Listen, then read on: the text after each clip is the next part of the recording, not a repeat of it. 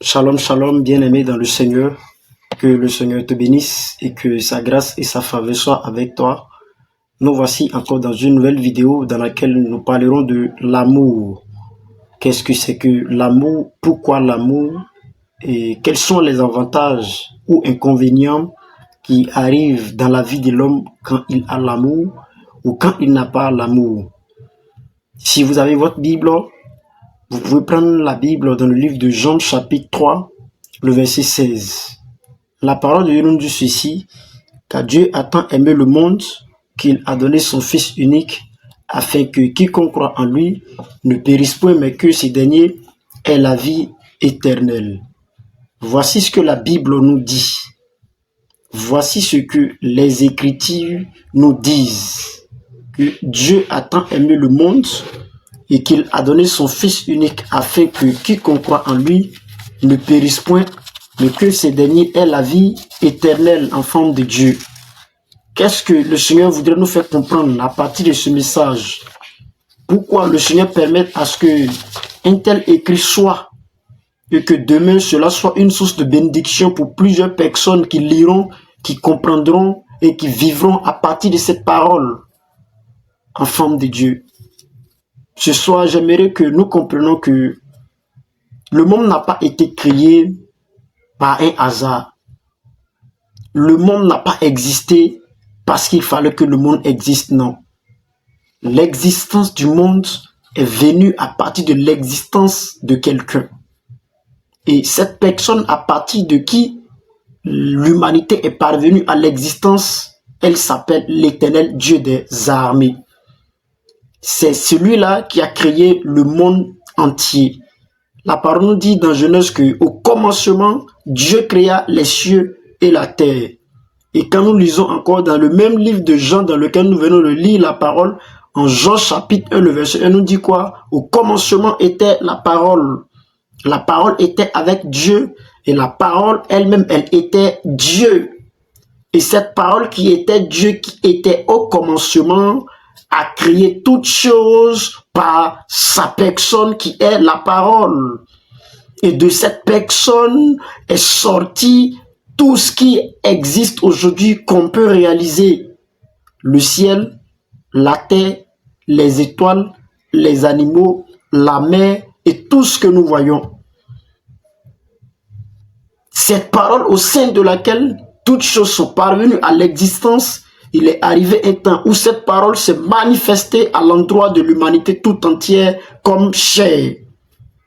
La parole de son état d'invisible va être manifestée aux hommes de par son état visible, en un chair, en la personne de Jésus-Christ, que Dieu décide d'octroyer au monde parce que le monde était sous un pouvoir malsain. Le monde était sous une domination malsaine. Le monde était sous une domination qui était comme une plaie dans la vie de l'homme dans le monde. Parce que il y a eu quelque chose qui a eu lieu. Quand l'Éternel a créé toutes choses, il a créé l'homme à son image et à sa ressemblance. L'homme qu'il a créé à son image et à sa ressemblance est arrivé un jour que l'homme lui désobéisse. L'homme aille contre ses lois. Et pendant que l'homme a posé cette action-là, cela va coûter à l'homme sa position qu'il avait d'auprès de Dieu dans un jardin qui était le jardin d'Éden. Dieu retire l'homme qu'il avait tant aimé, qu'il avait créé à son image et à sa ressemblance. Dieu disqualifie l'homme un temps soit peu pour plus tard le redisposer. Mais pour que l'homme soit redisposé à cette disposition-là, sinon à cette position, il a fallu qu'il y ait un acte qui soit posé.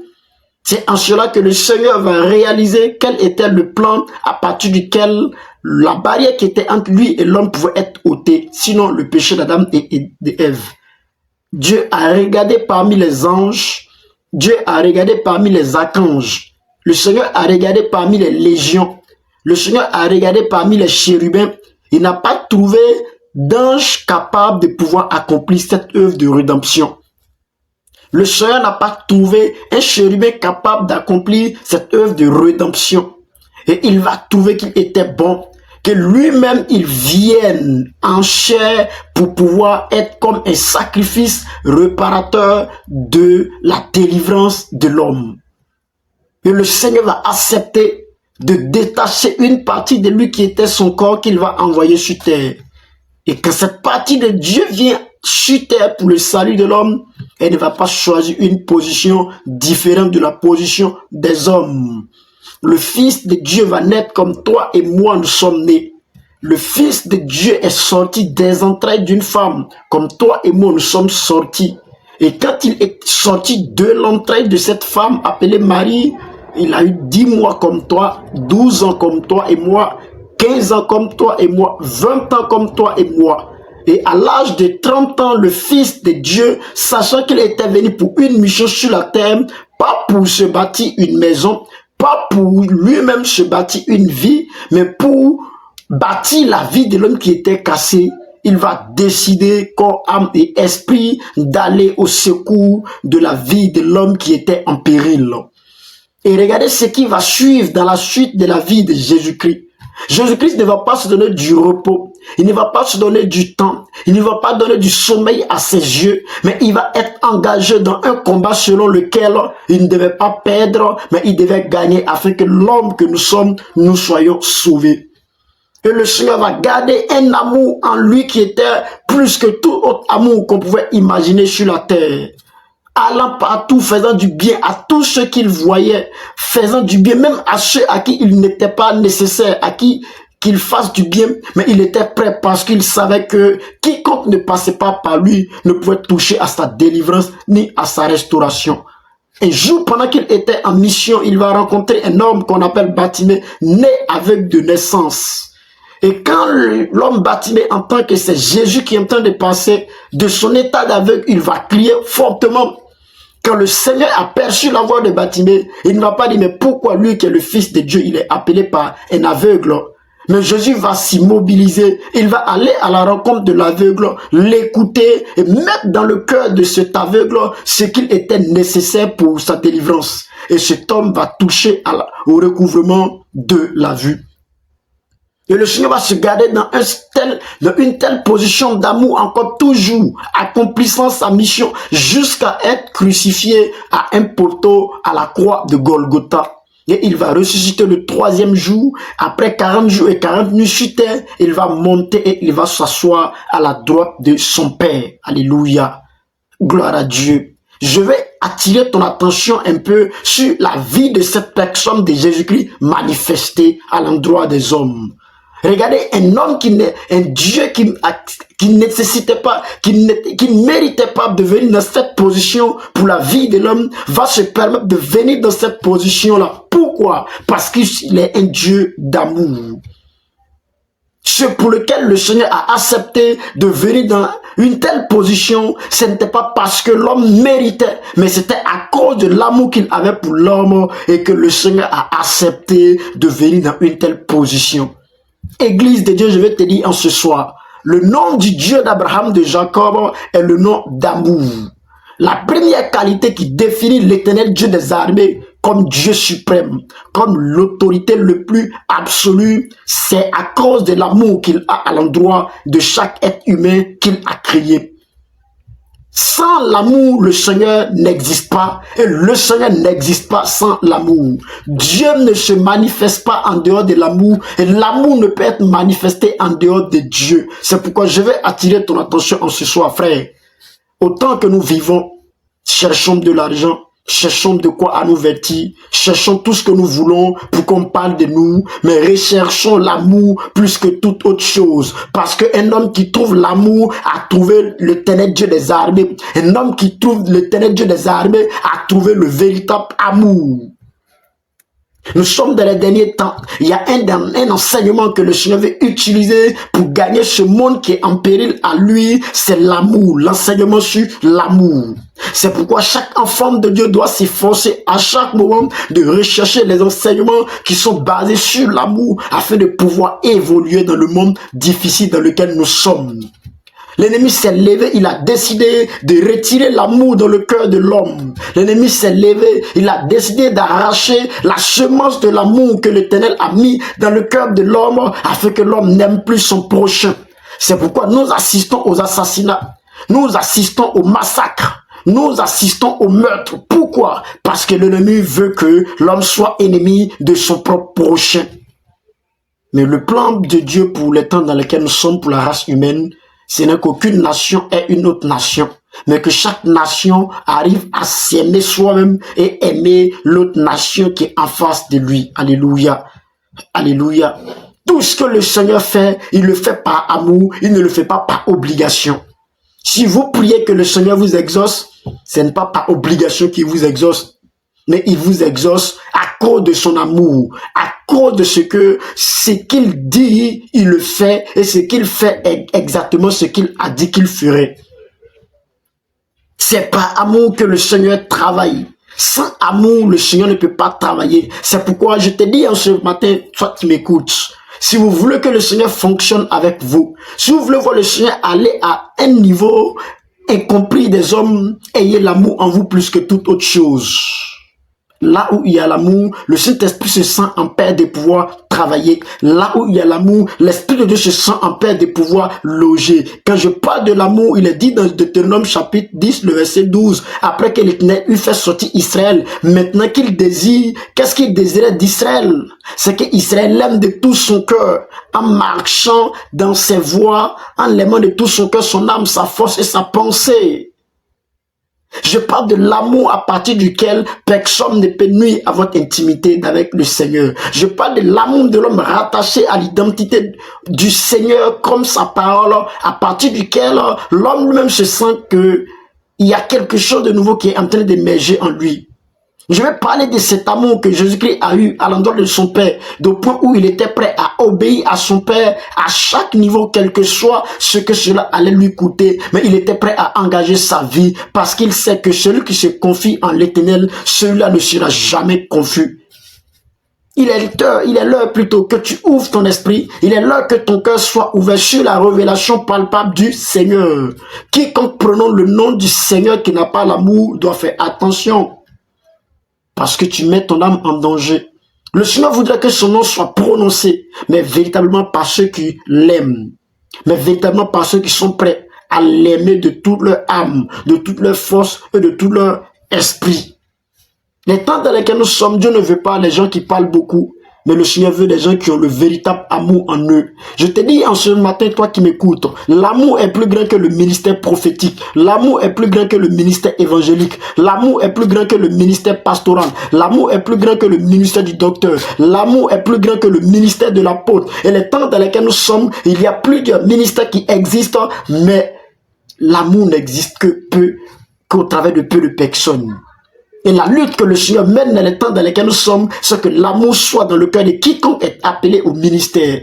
Tant que le Seigneur n'a pas réussi ce facteur de transposer en vous le véritable amour, il sera difficile pour ce Dieu de vous bénir. C'est pourquoi plein de personnes aujourd'hui vont à la dérive. Pourquoi? Parce que la base fondamentale sur laquelle le Seigneur fonctionne avec l'homme pour l'élévation, pour la croissance spirituelle n'a pas été fondée. Je veux nous parler de l'amour en ce soir parce que l'Église en a besoin. Les enfants de Dieu en ont besoin. Quand le Seigneur a réussi le facteur de disposer son amour dans votre cœur, quand il voit que dans votre cœur, votre amour pour lui est plus grand que l'argent, est plus grand que la femme, est plus grand que tous les trésors, il n'y a rien sur la terre que vous pouvez demander au Seigneur et il ne va pas vous donner. Mais l'un des problèmes pour lesquels souvent le Seigneur tape dans l'exaucement, c'est ce facteur-là, l'amour. Est-ce que ce que tu demandes ne pourra pas te déricher de sa face? Plein de personnes hier qui avaient besoin du travail, qui avaient manifesté un amour concret envers le Seigneur. Aujourd'hui, à cause du travail, nous limitons le Seigneur. À cause du travail, nous minimisons les Écritures. Nous n'avons plus le temps pour les Écritures. Nous n'avons plus le temps même pour la vie des prières. Mais je vais te dire en ce soir que un homme ne peut vivre en paix que par l'amour du Seigneur. Un homme ne peut vivre en joie que par l'amour qu'elle a pour le Seigneur, qu'il a plutôt pour le Seigneur. Tant que l'amour que vous aurez dans votre cœur pour le Seigneur ne diminuera pas, personne ne pourra vous vaincre. C'est pourquoi il est temps que nous tournons nos cœurs véritablement vers l'Éternel. Il est temps que nous sachions qui est le véritable Dieu. Quel est le premier principe que le Seigneur exige à l'homme avant de faire quoi que ce soit. Il dit, car Dieu a donné son Fils afin que quiconque croit en lui. Mais vous ne pouvez pas croire en quelqu'un si vous ne l'aimez pas. La plus grande valeur que Dieu détient, qui est plus que l'onction, qui est plus que je ne sais pas quoi que ce soit, c'est l'amour. L'amour est plus grand que l'onction. L'amour est plus grand que les dons. C'est pourquoi il est dit dans 1 Corinthiens 13 que quand vous manifesterez tous les dons spirituels, si vous n'avez pas l'amour, le Seigneur vous rejettera. Parce que les dons spirituels disparaîtront un temps. Les prophéties prendront fin. Mais l'amour ne prendra jamais fin, car l'amour est l'Éternel et l'Éternel est amour. Il est le même hier, il est le même aujourd'hui, demain il sera encore le même. Pour te dire que le Seigneur ne peut être dissocié de l'amour et l'amour ne peut être dissocié de l'Éternel. Si tu veux apprendre à connaître l'Éternel dans les temps dans lesquels nous sommes, il est là que tu réalises que il faille que tu nourrisses encore ton cœur de l'amour du Seigneur. Il faille que tu te fasses une très grande place dans ton cœur pour le Seigneur. Il faille que dans ton esprit, une immense place soit cédée à l'honneur et à la gloire de celui qui s'appelle Dieu Tout-Puissant. Tant que vous serez amoureux du Seigneur, sachez que la main et la grâce de Dieu sur votre vie ne pourront jamais baisser.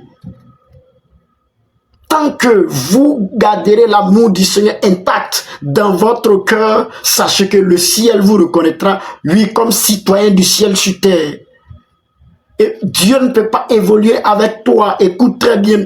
Si tu n'as pas son amour dans ton cœur, il ne peut pas aller en grande dimension avec toi. L'amour exige des sacrifices. L'amour exige le rejet. L'amour exige l'abandon. L'amour exige les moqueries. L'amour exige le mépris. Voici quelques éléments que le Seigneur voudrait que tu comprennes. Apprends un temps soit peu en forme de Dieu. Toi qui pleures jour et nuit parce que tu as été abandonné. Écoute nation, toi qui te crois aujourd'hui abandonné. Enfant, homme, femme et jeune. Toi qui te crois abandonné, qui crois que ce qui t'arrive est étrange aux yeux de l'Éternel, sache que rien ne peut arriver sans que l'Éternel ne l'ait ordonné. Mais ce qu'il voudrait de toi, c'est que la place de son amour dans ton cœur soit encore plus grand, car c'est sur l'amour que se base l'Éternel Dieu des armées pour glorifier son nom. C'est sur la base de l'amour que l'Éternel se base pour apporter délivrance. C'est sur la base de l'amour que l'Éternel descend pour apporter restauration, guérison. C'est pourquoi il est temps que chaque personne dispose encore une très forte place à l'intérieur de son cœur. Car l'Éternel Dieu des armées a décidé de s'introduire, oui, dans les cœurs. Le Dieu d'Abraham, d'Isaac et de Jacob a décidé de prendre possession de certains cœurs. Regarde, ton cœur n'a pas été créé pour que la haine règne dans ton cœur, pour que les murmures règnent dans ton cœur, pour que les médisances règnent dans ton cœur. Mais le cœur que tu as, il te l'a donné parce que oui, à l'intérieur de ce cœur, il voudrait se positionner parce que tu es son serviteur, tu es sa servante, tu es son choix. Il a dit qu'avec toi, il fera de grandes choses. Il a dit qu'avec toi, il touchera le monde. Il a dit qu'avec toi, il guérira des vies. C'est pourquoi les temps dans lesquels nous sommes, les temps sont arrivés. Le moment est arrivé où il dit qu'il veut décoller avec toi. Si tu es de l'église pentecôtiste, l'église évangélique, je ne sais de quelle communauté tu es, ni de quelle nation tu es, mais je voudrais t'interpeller que l'heure est arrivée où le Seigneur se présente à toi par ce message pour te dire, laisse-moi entrer dans ton cœur, laisse-moi entrer dans ton cœur, laisse-moi entrer dans ton cœur, car ton cœur est une porte au travers de laquelle je voudrais rentrer pour toucher mes enfants. Ils ont crié à moi, ils m'ont interpellé, ils m'ont appelé. L'Éternel ne peut se servir du vide pour se glorifier, mais il se sert toujours d'un corps physique pour apporter la vie à tout ce qui est physique. Il est l'heure pour toi, enfant de Dieu. Je viens t'interpeller en ce soir, Église de Dieu, car les temps dans lesquels nous sommes, les temps sont mauvais. Dieu veut donner la vie, Dieu veut donner la santé, Dieu veut donner la protection.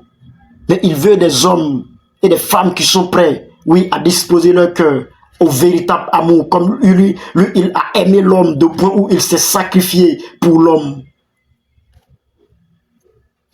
Est-ce que tu es prêt également aussi à être un homme qui se sacrifie pour la gloire du Seigneur? Les yeux de l'Éternel sont sur ceux qui sont justes. Qui sont ceux qui sont justes? Ce n'est pas qui se promènent en de longues robes, ce ne sont pas ceux-là qui se promènent avec la Bible dans la main, non. Ce sont ceux qui gardent les ordonnances, les prescriptions et les lois de l'Éternel dans leur cœur. Je viens t'interpeller par ce message en forme de Dieu. Votre beauté n'intéresse pas Dieu, votre âge n'intéresse pas Dieu, votre niveau intellectuel n'intéresse pas Dieu. Même si vous n'avez jamais parlé le français, vous n'avez jamais parlé le lingala, vous n'avez jamais parlé le chinois voudrait que vous acceptez, oui, la place qu'il voudrait dans votre cœur, afin que à partir de cette place que vous lui donnerez, lui, Dieu des armées, il vous fasse vous exprimer même dans les langues dans lesquelles vous n'avez jamais imaginé que vous pourrez vous exprimer pour la gloire de son nom. Église, écoute en ce soir. Ce qui te manque, ce n'est pas les dons spirituels. Les dons ont été toujours en faveur de l'église. Mais le plus grand problème de l'église n'était pas que la manifestation des dons, mais c'était la place de l'amour dans son sein. C'est la place de l'amour au sein de l'église qui a été toujours le problème. Voici pourquoi l'Éternel vient en ce soir par ce message pour t'interpeller. Que oui, il est celui qui te manifeste en toi par des signes, des prodiges. Et il ne voudrait pas seulement qu'il soit vu comme le Dieu des signes et des prodiges, mais il voudrait être vu par le Dieu d'amour manifesté en la personne de Jésus-Christ démontré sur la terre. L'homme qui a vécu, qui n'avait jamais froid face à une situation, qui était toujours prêt à dire la vérité quand il le fallait, même quand il n'était pas possible, parce qu'il savait que le salut ne peut être donné à l'homme que par l'amour, par la vérité. C'est pourquoi il est l'heure pour toi, enfant de Dieu, toi qui regardes cette vidéo. Si tu ne t'es pas abonné à la page, abonne-toi dès maintenant parce que tu rateras beaucoup de choses si tu n'es pas abonné à la page. Que le Seigneur te bénisse et que sa grâce et sa faveur soient avec toi. Je ne pense pas avoir tout dit, mais je sais qu'il y a quelque chose que le Seigneur a dit qui te concerne, avec lequel tu pourrais aller en profondeur avec le Seigneur. Une relation bâtissant le véritable amour ne peut durer. Votre intimité avec le Seigneur, elle grandira si vous acceptez de garder l'amour dans votre cœur et de persévérer avec cet amour du Seigneur en vous. Elle risque de s'éteindre si vous vexez aussi avec le Seigneur par l'amour que vous aviez pour lui. Il a été dit à l'apôtre Jean de parler aux 7 églises. Et Jean a beaucoup parlé de l'amour qui avait baissé dans leur cœur. Qu'est-ce que le Seigneur demandait à ces églises? Qui revenaient à leur premier amour. Pourquoi? Manifestons tous les miracles que nous voulons. Prophétisons même le jour où le Seigneur viendra. Mais si nous n'avons pas l'amour du Seigneur en nous, ces prophéties ne pourront pas nous sauver. L'amour pourra te sauver au jugement dernier, mais je ne pense pas qu'une prophétie pourrait te sauver. Voici la fin du message. Que le Seigneur te bénisse et que sa grâce et sa paix soient avec toi. Si tu n'es pas abonné à la page, abonne-toi, c'est comme ça. Les enseignements qui sont donnés par le Seigneur à chaque moment, vous pourrez en bénéficier. Et quand tu as fini d'écouter le message, ne le garde pas pour toi, partage avec quelqu'un et que la grâce divine localise cette personne et que la personne également aussi arrive à laisser place au Saint-Esprit et que l'Esprit de Dieu arrive à posséder cette personne afin que cette personne touche à ce que le Seigneur lui a réservé de faire sur terre pour la gloire de son nom. Sois béni. Si tu étais malade, je prie que le Seigneur te guérisse. Si tu avais un problème de travail, je prie que le Seigneur t'accorde ce boulot et que tu arrives à prendre soin de ses enfants. Surtout, je prie que le Seigneur mette dans ton cœur le véritable amour qu'il te faut afin que tu sois un homme de valeur pour la gloire de son nom. Au nom de Jésus-Christ que j'ai prié. Amen, amen, amen. À la prochaine vidéo. Que le Seigneur te bénisse, enfant de Dieu.